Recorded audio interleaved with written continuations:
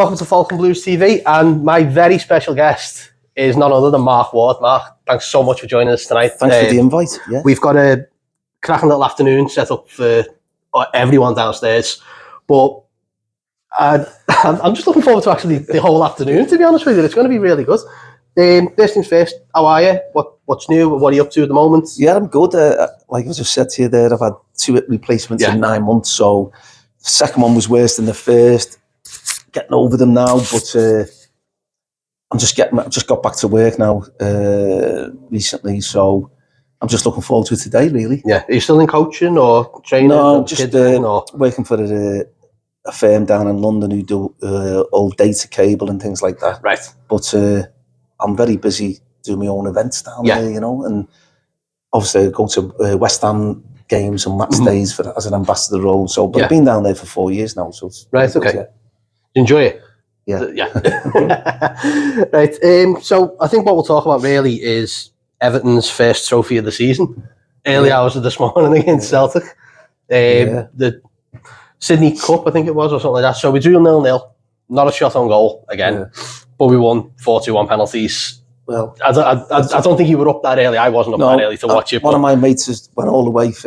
He used to live with me. Well, lived by me in Wiston and Eighton when I was a kid, and was still in touch with him, and he flew from Jersey all the way over there to watch the game. So he's a fanatic Evertonian, so fair play to him. But yeah, I think that these are needed, these games, when the World Cup started at a stupid time of the year. I'm really against it, to be honest, because it's just going to mess our Premier League up and everything else. Hopefully, the way Everton are, it might kickstart their season. There's always that second part of the season syndrome in it. It is, and I think give Frank a bit of time to get the lads together. Hopefully, no injuries, and then kick on again, because we were poor just before this break anyway. Yeah. With you being West Ham ambassador still, what's your take on Lampard? Because obviously, I assume you'll have seen him when you were at West Ham for the time, or was there a period where you make... Listen, Frank, he's come to the club, great pedigree as a footballer, straight into the Chelsea job. Listen, the Everton fans are right behind him. Yeah. And you can see his spirit's there, and he's one of us now. And he can only be as good as the players that he's got in the dressing room. And I think he inherited a bad dressing room. Yeah. You know what I mean? So, but he's got them together. He's improved a lot of players, like Iwobi. Let's have a look at that. We all know about, because he never looked like a footballer, and then he's stuck with him. And fair play to the Everton fans. They could have easily, because they are a tough crowd, like a lot of clubs are. But you know what? He stuck by him, and the kids come right the way through that. Yeah. Now, I think now for the second half of the season, whether we can get some more players in it, the January transfer window, I just hope that we can get some quality in, and it's us to stay up again this season. Yeah. And then move to the new stadium. And Frank has said that he wants to be the manager to do that, which is great. And let's get behind him. Yeah. You say there about the crowd.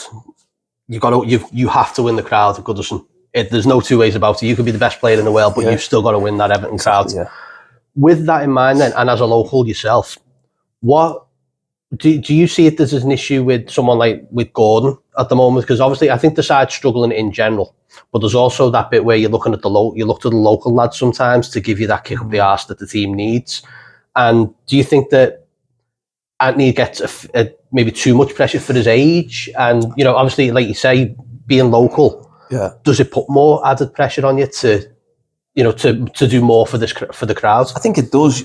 Obviously, I was at Everton as a baby, and I signed apprentice and then professional, and come back, nearly 10 years to the day. And, luckily, Howard was the man that done that for me. But, when I signed, you always felt that little bit more pressure, because you're back you're back playing for the club that you love, and it's like being a local lad. And I think it doesn't matter where you are in the country, whether like Frank played at West Ham and his dad was an icon there. Yeah. So it must have been difficult for him. He's made his name at Chelsea.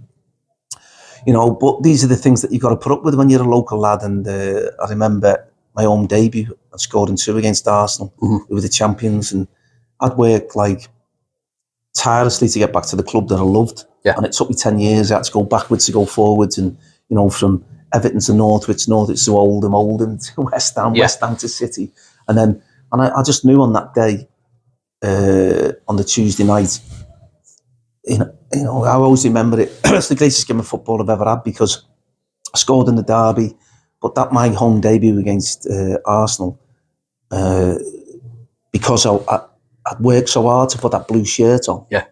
It was just like unbelievable. Like as I was walking out, every hair on my body was stood up, and I heard Z cars, and this was the moment that I'd wanted. You'd worked towards, since so I was 12 years of age, and all the disappointments, and then the result was just unbelievable. Yeah, it was like it couldn't have gone any better, the game. But I'll always say, Howard said to me, "You're playing on the left."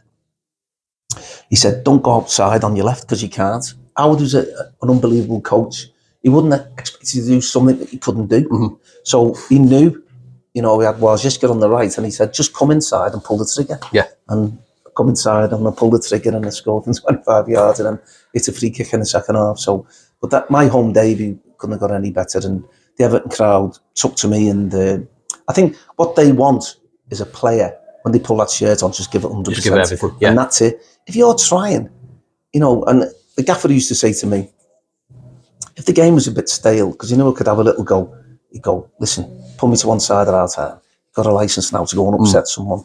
So I'd go off my feet, and one tackle sometimes could make a difference in a game, So, he was that astute coach.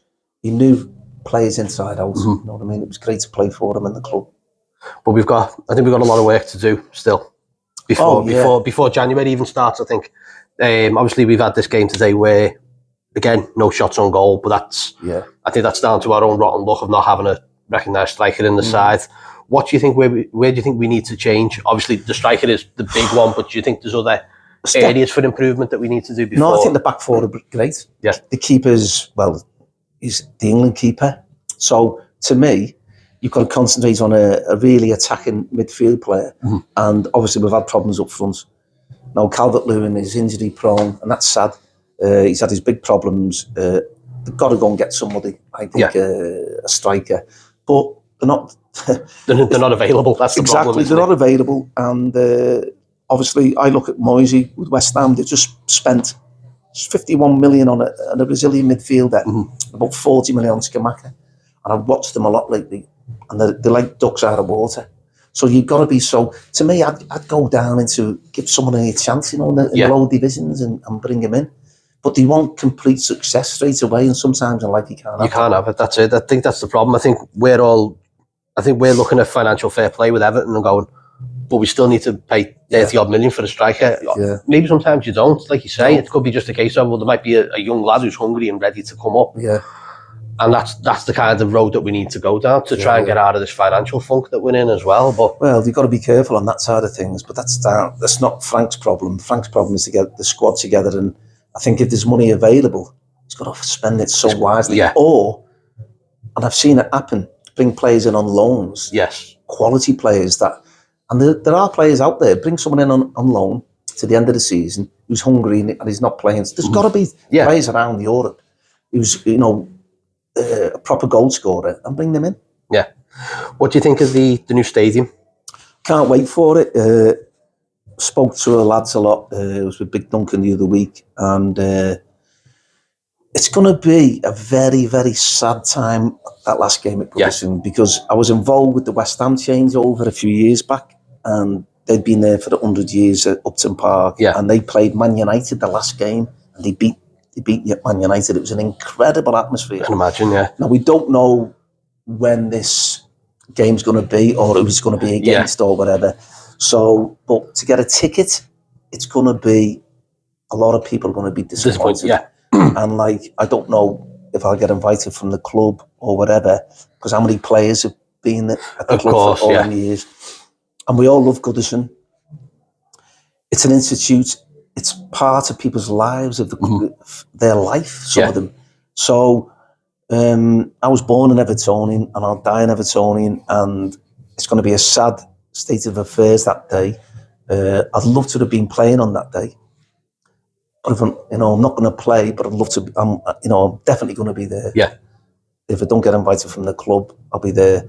And then we've got to move on to the new stadium and embrace that. The fans have got to embrace it. And one thing I'm happy about is where it is. You know, it's right in the city. It's going to be an unbelievable stadium, and hopefully,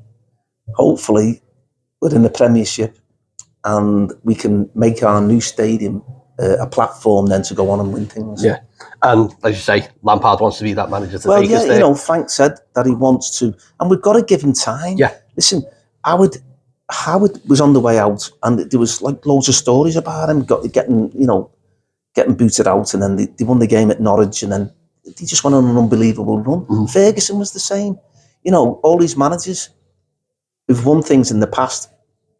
And look at Leicester. I always look at Leicester City a few years back. They won the Premiership. No one gave them a chance. No. So it does happen in life. At the end of the day, we're better than Leicester City. You know what I mean? We've won things in the past. This club's got loads of history. Now, moving to the new stadium, that's the most important thing in the next year. Stay in the Premiership, and let's kick on. Let's get all the investment in. Give the money to Frank and let him invest in it wisely, and then hopefully we can go on and win things. Well, fingers crossed, man. Yeah, fingers crossed. Well, I'll tell you what, we'll wrap it up because we're going to go and have an afternoon with you downstairs. We're going to. Yes, I'm looking forward to it. I've got a few friends coming.